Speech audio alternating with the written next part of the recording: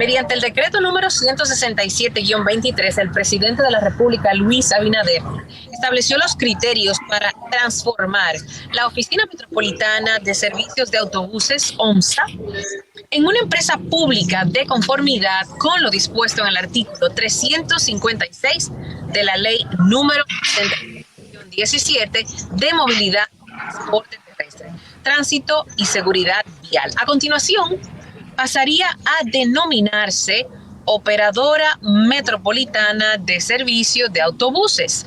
¿Pero qué es una empresa pública? ¿Es posible crearla con este decreto? ¿Existe en nuestro país un marco jurídico para crearla? ¿Qué es una deuda legislativa y reserva reglamentaria?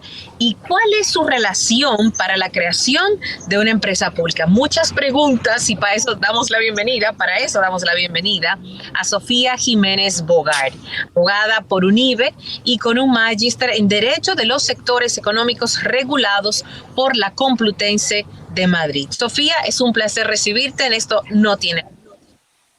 Muchas gracias por la invitación. Realmente para mí es un placer estar aquí. Vamos a empezar básico. ¿Qué es una empresa pública? ¿De qué habla el presidente cuando emite este decreto? Claro. Bueno, antes de hablar específicamente del decreto, como tú bien indicas, me parece que lo mejor es que sentemos las bases de por qué el Estado a veces decide ser empresario. Sucedió que a partir de los 80 el Estado decide dejar de ser un proveedor de servicios para convertirse en un regulador. Así le da cabida a los actores del mercado privado para que sean ellos, bajo la regulación del Estado, quienes presten esos servicios públicos a favor de la colectividad. Son excepciones, o deben ser excepciones, los casos en los que los estados decidan prestar directamente esos servicios. ¿Cuándo sucede? Sucede usualmente en actividades que no son lucrativas, o sea, que no son atractivas para el empresario privado, o en actividades que para asegurar su eficiencia tienen que ser prestadas únicamente por un actor, que ahí el Estado asume un monopolio público de la actividad. Entonces, hablabas de la deuda legislativa. Ese es el problema, por eso estamos teniendo esta conversación hoy. Se están creando empresas públicas como la que se va a crear de la OMS ahora, como la que se creó con Punta Catalina hace algunos decretos, sin tener una legislación adecuada. En la República Dominicana no existe un marco jurídico general para la creación de empresas públicas. Por eso no existe una forma puntual de organización y se manifiesta en muchísimas distintas maneras. El compás más cercano que tiene la administración para entender cómo crear y cómo operar una empresa pública nos la dio la Ley de Reforma de Empresa Pública del 97. Esa ley se enfocó solamente en el ámbito del sector eléctrico, pero realmente es la experiencia que se ha utilizado para la creación de nuevas empresas públicas, incluso en otros mercados que no tienen que ver con la electricidad. Ya habiendo dicho esto y habiendo aterrizado, sentado esas bases, tal vez es propicio indicar que este decreto, o sea, la promulgación de este decreto no es sorpresa. El Ejecutivo lo que está haciendo mediante este decreto es cumpliendo con el mandato del legislador que en el 2017, mediante la Ley de Movilidad y Tránsito Terrestre, dispuso que tanto la OMSA como la OPRED se crearan en empresas públicas. ¿Qué dispone el decreto de la OMSA? Lo básico.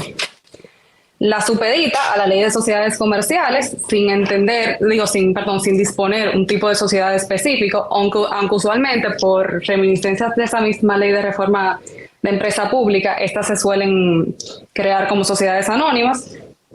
Dispone también quiénes serán los accionistas, en este caso el Estado, representado por el Ministro de Hacienda y el FOMPER. Dispone también una adscripción al Ministerio de la Presidencia, lo cual a mí me resulta que, o sea, a mi entender hace sentido, porque estas empresas públicas, aunque se atan al derecho privado, están atadas también a la supervisión de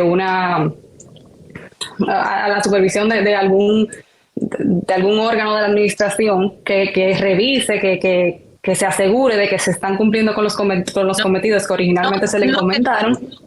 Eso no existe actualmente. ¿El qué? ¿La remisión a esa instancia administrativa? Exactamente. ¿Hay alguna institución reguladora que supervise No, lo que se suele hacer es que se toma, esto ya haciendo un ejercicio hasta de derecho comparado, viendo lo que se hace en otras jurisdicciones, es que se toma la instancia administrativa más afín con la actividad que pretende realizar la empresa pública. Ok.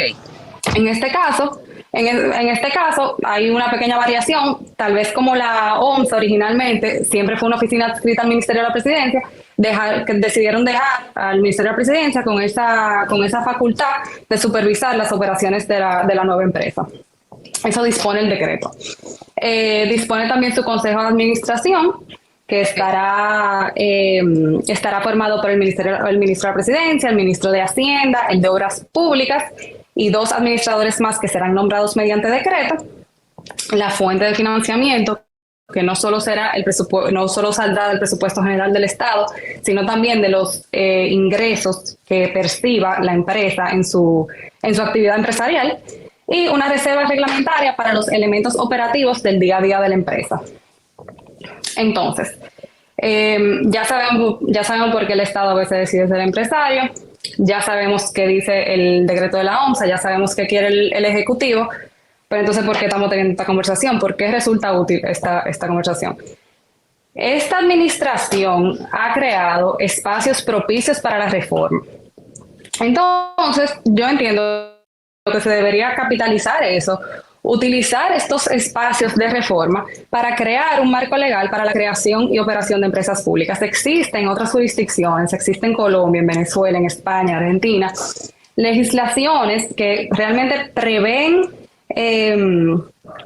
la creación y operación de empresas públicas a través de marcos que realmente engloban todo lo que es la organización administrativa del Estado. A nosotros nos falta eso. Y eso realmente supone serias contingencias, porque realmente estamos casi adivinando. Se supone, hasta donde he ido, el Poder Ejecutivo hace esto, pero tiene a su lado una figura que se llama el asesor jurídico del Estado, del Poder Ejecutivo. Lo sabe el Poder Ejecutivo, o sea, ¿por qué primero no creamos mejor los marcos legislativos, las leyes que hacen falta para luego entonces ejecutar los decretos? O sea, lo que quiero establecer es si de alguna manera esto se hace a sabiendas de lo que esto acarrea y por qué, o sea, ¿cuál sería la razón para hacerlo así? No, realmente esa pregunta no te la sabría responder. O sea, no sé por qué, sabiendo que nos falta un marco legal adecuado, se procede a crear empresas públicas atadas a la nada. Pero realmente lo importante ahora es crear conciencia de que las autoridades tienen que tener como centro ahora mismo que ese marco legal hay que crearlo. Porque sería más seguro para todo el mundo, para la administración, para los administrados, para la colectividad en general.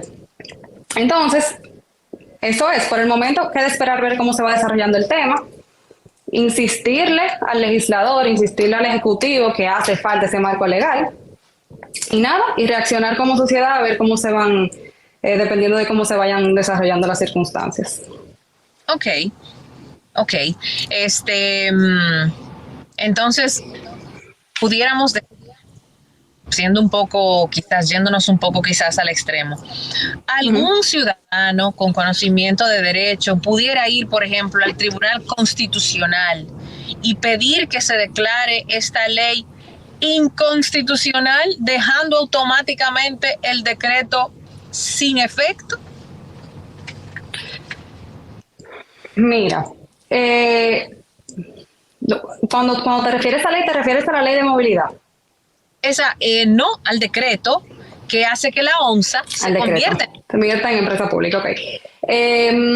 Mira, realmente el decreto no es inconstitucional. O sea, la Constitución prevé la creación de empresa pública. La legislación reconoce su existencia. O sea, por ejemplo, la ley de compra y contrataciones reconoce que las empresas públicas atadas a sus procedimientos. El Código de Trabajo dispone que los empleados, aunque el decreto más o menos dice otra cosa, el Código de Trabajo reconoce que los empleados de empresas públicas están atados a las disposiciones del Código de Trabajo. Entonces realmente no entiendo que existan bases para poder declarar inconstitucional un decreto que crea una empresa pública. En resumidas cuentas, porque no es inconstitucional la creación de una empresa pública. A pesar de que no existe ese marco legal. Entonces hagamos este ejercicio ahora, un ejercicio un poco más aterrizado, ya no aplicando el derecho, que bien sabes y conoces, pero llevándolo a la parte más pequeña de su aplicación, que es el ciudadano. Claro. ¿En qué impacta de manera positiva que la OMSA sea declarada una empresa pública y en qué nos impacta de manera negativa? Ok. Yo genuinamente creo que la transformación de la OMSA en empresa pública o la creación de una empresa pública de la OMSA pudiera beneficiar al ciudadano de a pie. ¿Por qué? Puede hacer que el servicio sea prestado de manera más eficiente, puede eliminar trabas burocráticas, puede traer un sinfín de beneficios. O sea, es totalmente posible que esto siempre que en su operatividad no se generen transgresiones que rompan con esos principios de legalidad, de eficiencia, etcétera. Yo creo que genuinamente puede ser muy beneficioso para el ciudadano la creación de esta empresa de la OMSA, especialmente porque al final las empresas públicas son un medio más que tiene la administración para ampliar su acción social. Entonces, siempre que se operen con apego a la ley, a los principios a esos principios que mencioné, que están siempre atados a la buena administración, las empresas públicas no tienen por qué ser perjudiciales para el ciudadano. Todo lo contrario, yo entiendo que de verdad si se operan apegados a la ley, apegados a los buenos principios, no hay razón por la que la empresa de la OMSA no sea una empresa exitosa y beneficiosa para el ciudadano de a pie.